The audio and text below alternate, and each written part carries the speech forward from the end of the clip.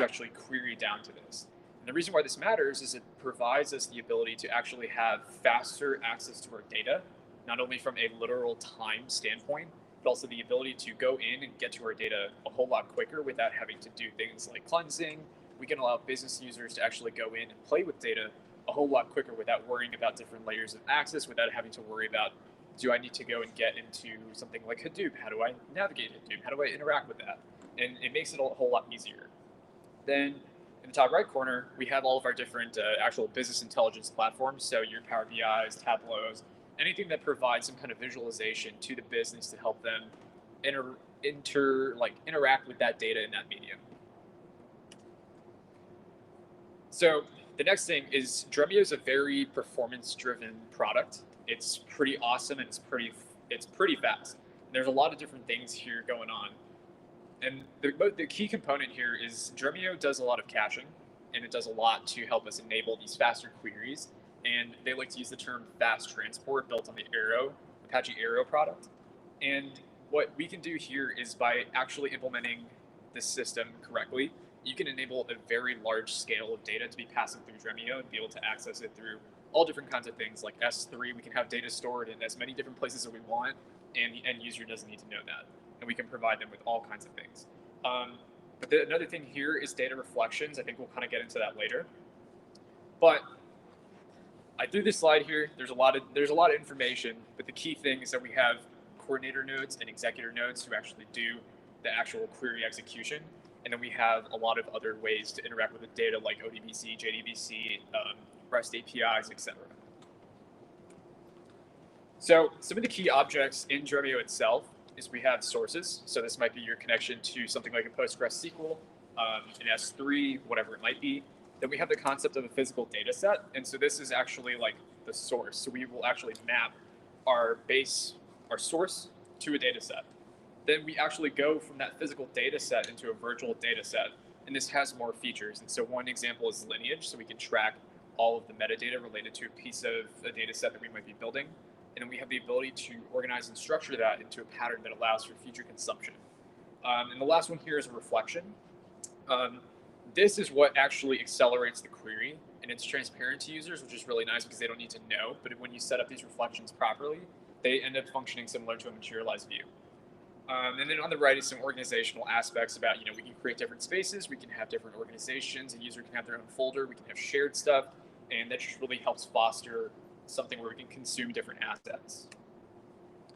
And so jumping over to the physical data set, this is what you would think of as we can upload a CSV file, have it be a physical data set. It can be something that we're actually reaching into a source for. And these are all sort of the building blocks to a virtual data set and the curated assets that we might create as a result. It's much more eloquent here. Then moving on to the virtual data sets, and here's where it gets interesting, is we can have all different kinds of virtual data sets, anything that you can think of. So when you actually build a query, you can instead just build this virtual data set. This is where you might do all of your joins, your filtering, like you can use SQL here, and this is where it makes it nice for business users or people who have like introductory skills to SQL, is they're able to go in and actually interact with all of this without having to worry about all the other components of it. This is another view of like kind of where the reflections actually like take place. We can accelerate queries both on physical data sets and on the virtual data sets. And so depending on the consumption pattern and whatever the solution is that you're trying to come up with, you can actually pick where and when and what makes the most sense for your use case. Another thing here, and I really like this, is that especially at GM, one thing we do is we have curated data assets that are available to anyone using the tool. And so these are teams who've worked over time to identify the most popular categories of data and the things that we're actually going to use, whether it's manufacturing data, order data, vehicle data, and then we can just go in there to that and access it, and it's a shared space. And so we have different security policies, different security groups, and so we have certain things that are in place that make it really easy to get into these shared spaces. And we have things that are private to users, so you can do all your sandboxing and any type of stuff. I'm going to skip through this a little bit. We have all kinds of stuff that you can upload, and you can do your own stuff. And then coming over to reflections. So what's really cool about reflections is that over time, as Dremio gets more powerful and as more users use it, and as more users actually create their own reflections, Dremio gets smarter. And what I mean by that is if user 1 and user 2 are both using the same set of data and they are consuming off of the same asset, the query and the engine that drives Dremio is actually able to make a determination on whether or not it needs to go down to the physical data source or if it can leverage an existing reflection of data. That way it can actually serve it to you a whole lot faster. And when you're talking about millions and sometimes closer to billions of records, this can make a huge significant difference in terms of the time it can take to refresh a report, the time it can take that we can get data to an end user, and hopefully the time that we can make a decision. And so these are some great graphics as far as like where we're actually going. And this is your normal, I'm going to query something source. And then that's the example of sort of the cache mechanism where we can go to the reflection instead of having to go to the actual data source. So one thing that I would encourage you to do, since I know that a lot of you have your laptops, is you can actually get started with Dremio and they will deploy a container for you where you can play around with it. I am also going to show you some things, so it's up to you. It's called the test drive under their actual section of getting started. And so I think it asks you to fill out some details. You can just mark that you're a student and then you'll get into it immediately and you can play around with their sample data. So I'm going to jump right into our demo. For anyone that's curious, Dremio does have their own, it's a little hidden. I'm going to move this out of the way. Dremio does have their own Docker container, and so I am just running their community edition Docker container on my local, just to have access for right now. And so one thing I'm going to go ahead and do is you can see here that I have something running off a localhost, and I can go in and access my space. And so since I am at this moment the admin, which is a very rare thing, I can go in and actually create a space. In this case, I created the TAMU Datathon. And so I have different layers. And one thing we didn't dive too deep into is Dremio has the term called layer cake. And what that's referring to is we have different layers that function through different things. And so I have a data set, and we'll jump right into that. So the first one's called the staging data set. And here, pretty much all it is a select star from my sample data source. And in this case, it's Google Play Store data that's stored in a CSV file. And so what I've literally the staging is just selecting all those records and actually bringing it into Dremio so that I can start building that caching mechanism. And so at this level, it's pretty straightforward and there's not a whole lot to do, which is actually fairly nice. Depending on how your project is structured and what kind of data you're working with, you might have tons of different files in your staging area. You might not have that many. You might have just a few. But then we're going to jump into the semantic layer, which is the second layer. I like to number my folders because it's kind of easy to get to and organize and think of. But in this case, the semantic layer is sort of the place where you're going to go and do something with your data. You might shrink the amount of data that you need. You might not need all of the columns that you're actually bringing in. But it's important to bring in everything in that base layer so you can continue to build off that. And so if I go ahead and edit my SQL, you can see here, I'm no longer referencing the data source that I had. I'm referencing my staging layer that I had built. So now I'm effectively leveraging my cached mechanism. I don't have a reflection in place because in this case, we don't actually need that since we're able to serve, like I think it's around 20,000 records pretty quickly. And so what I'm doing at the moment is I'm just grabbing only the things that I care about. So in this case, like app, category, ratings, reviews, and a couple other items that I might think is useful down the road. Then the last layer here is known as the application layer. This is where you actually create your curated data assets, and they can be used for all different kinds of things. So in my case, I went ahead and created we'll start with art and design apps. So what I want to do is figure out, of the data, which ones are just art and design. And so in the SQL here, pretty much, it's a very straightforward thing.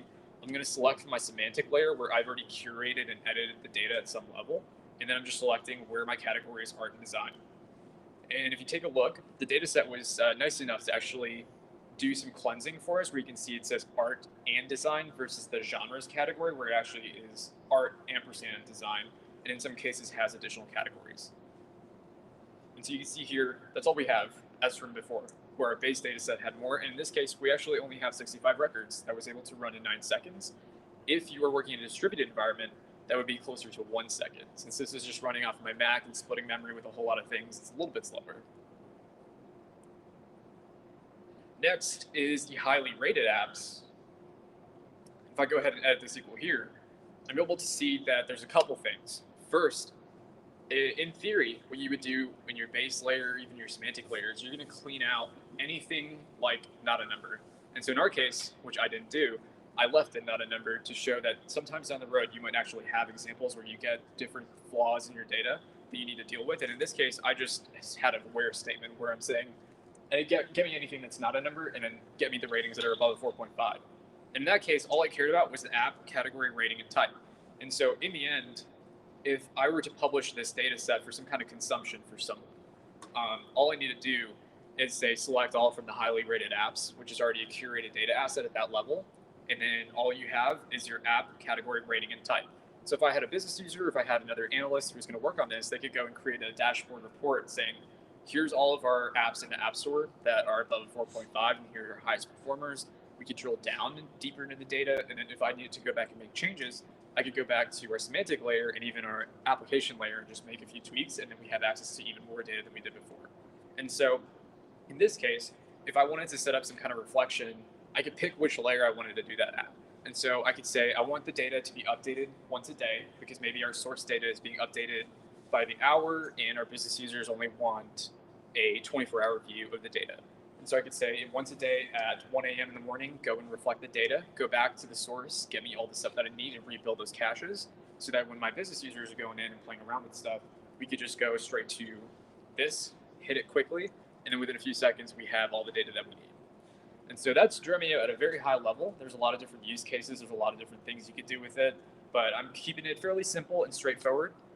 There's a lot of cool data that we have at GM that I unfortunately can't show you. And there's a lot of different use cases and a lot of different weird things that happen.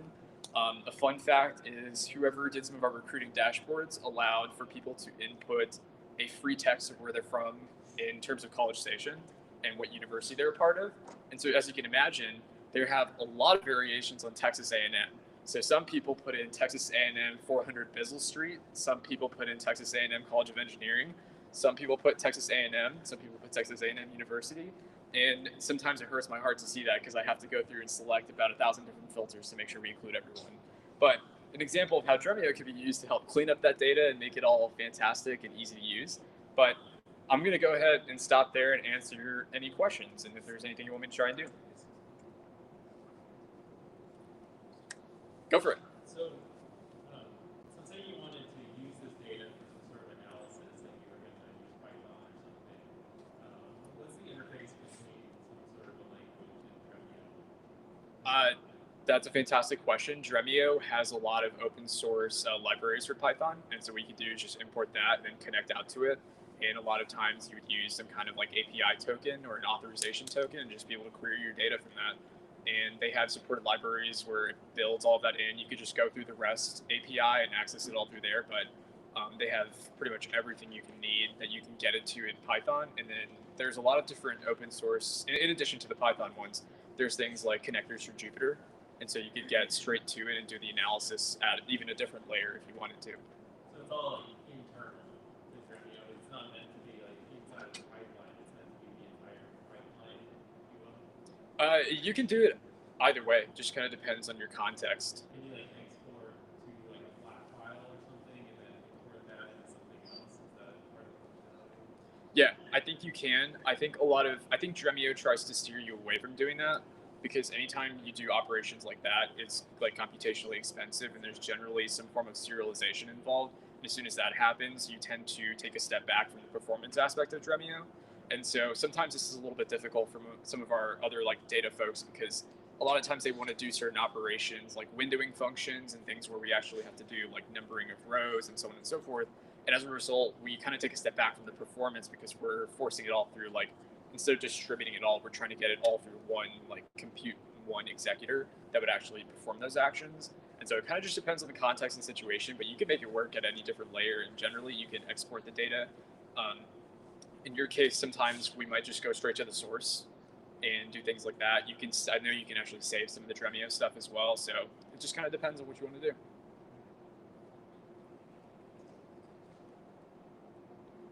Any other questions? Go for it. So you said like that the reflections kind of work like caching, and like as you sort of make more queries, it becomes smarter so that it can deliver it back to you faster. Is there like a sort of like a, I don't know what you call it,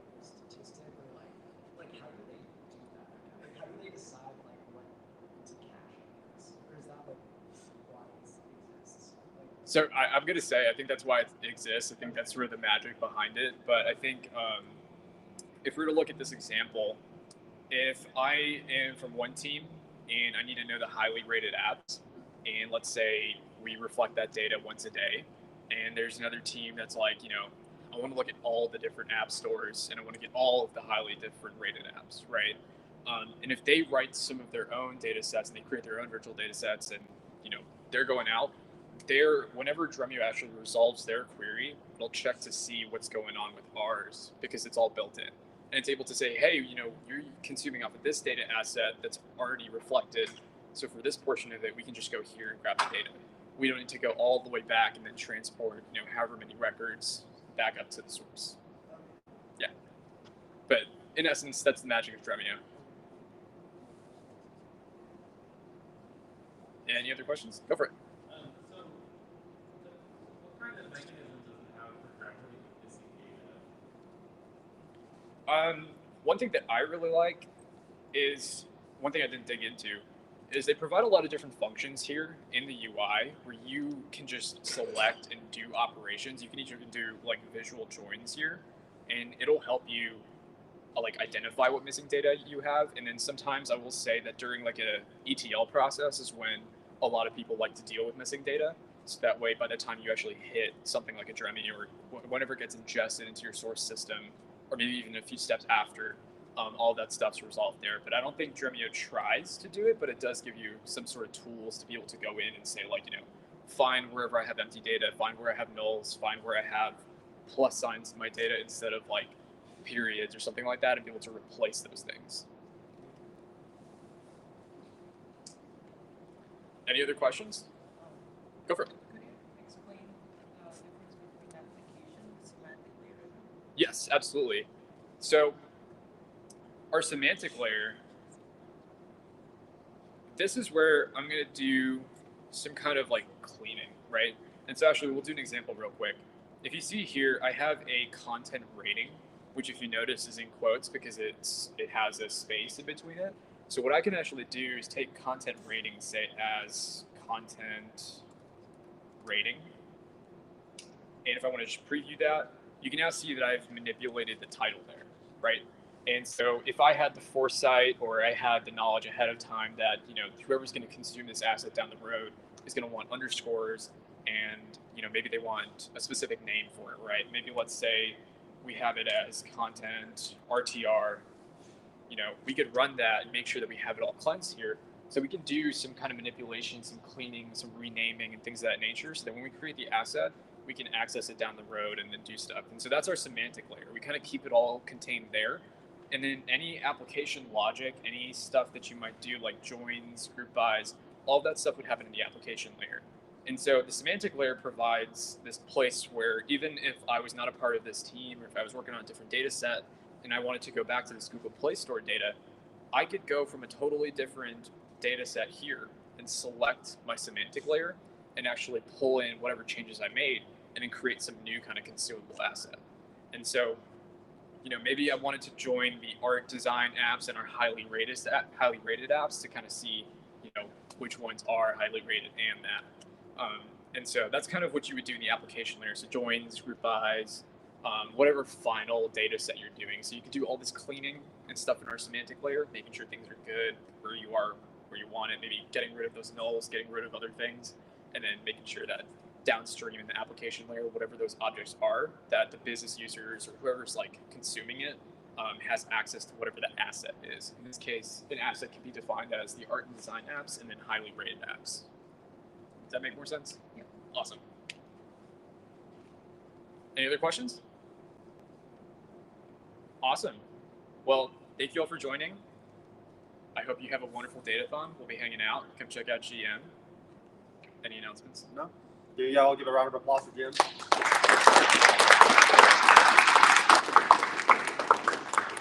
Thank you, and good luck.